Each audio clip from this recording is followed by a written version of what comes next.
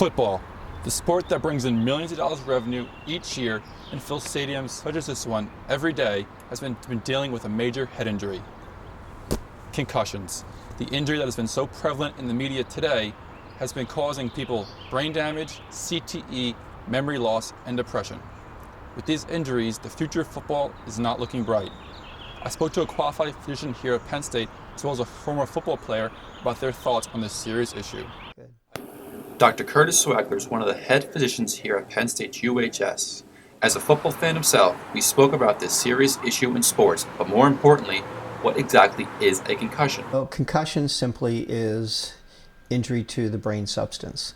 Since the brain is housed within the skull with a very, very thin layer of spinal fluid, it basically floats within the cavernous portion of the head. When someone takes a hit to the head, there's a direct force, and unfortunately the brain, which is soft tissue, a lot of water, actually moves by the concussive force. And think of a ping pong ball going bing, bing, bing, bing, bing, back and forth. And the brain, obviously, depending on how strong the force is, determines how much injury to the brain occurs. According to a study by the National Research Council, high school football players are twice as likely to receive a concussion than college players. With that in mind, I asked former Penn State running back Akil Lynch about this topic.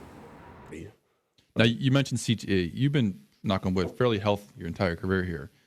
Do concussions, is that a fear? 'Cause you get hit pretty hard up the hole. It's a fear. Have you had a concussion before? You always have a concussion. The truth is, your head hurts a lot when you get hit. When you play football, you have to know that your body's going to hurt, your knee's going to hurt, your back's going to hurt, you're going to have pain.